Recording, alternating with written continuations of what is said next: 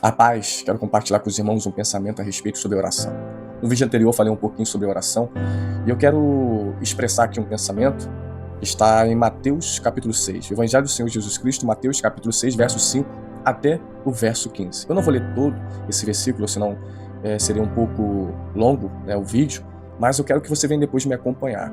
Interessante que esse episódio aqui, Deus, o próprio Jesus, ele vai ensinar a forma instrutiva da maneira correta para orar. Mas também nesse versículo, e nesse episódio aqui no capítulo 6, vemos pelo menos 3 motivos pelos quais Deus não irá atender as nossas orações. O primeiro motivo pelo qual Deus não irá atender a nossa oração está no versículo 5. E quando orares, não sereis como os hipócritas. Essa palavra hipócritas aqui traz uma ideia de uma peça teatral. Então para você entender, alguém usando uma máscara, sorrindo, mas do lado de dentro está chorando.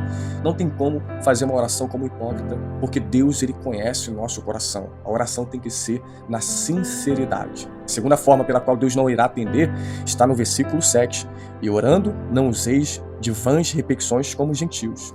Então o que é isso, Leandro? É não perseverar na oração? Não tem nada a ver com isso. Aqui não usar vãs repetições traz uma ideia no sentido de você continuar pedindo a Deus com as mesmas palavras, com aquele intuito de como fosse uma criança, repetindo a mesma coisa para o pai, achando que pela repetição vai conseguir o desejo. Então, essa é a segunda maneira pela qual Deus não irá atender a nossa oração. A terceira maneira pela qual Deus não irá atender está no verso 15, que diz bem assim: se porém não perdoares aos homens as suas ofensas, tampouco vosso Pai vos perdoará as vossas ofensas. Então, quando eu não perdoo, Deus também não irá me perdoar. Então, logo, Deus também não irá atender as minhas orações. Quando eu peço oração para Deus me perdoar, logo, eu também tenho que perdoar. Então, pelo menos nesse capítulo, verso 5 até o verso 15, encontramos 3 formas. Existem outras formas pelas quais Deus não vai atender, mas eu quero ficar apenas nesse episódio. Nós conseguimos ver a forma instrutiva que Jesus vai ensinar os seus discípulos. Olha, veja comigo.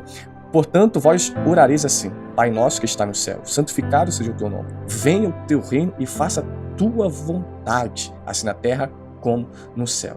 Então, o que nós encontramos aqui, que esse Pai Nosso, a gente pode dividir pelo menos em 2 partes.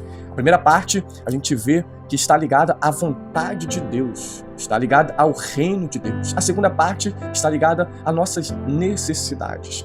Pois bem, no verso 5, ele vai dizer: santificado seja o teu nome. Esse é o primeiro ponto.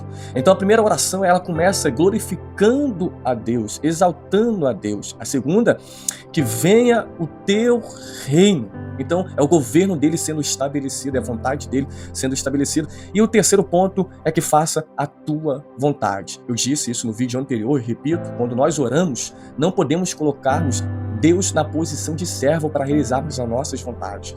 Mas quando oramos na posição de servo para que a vontade de Deus seja realizada.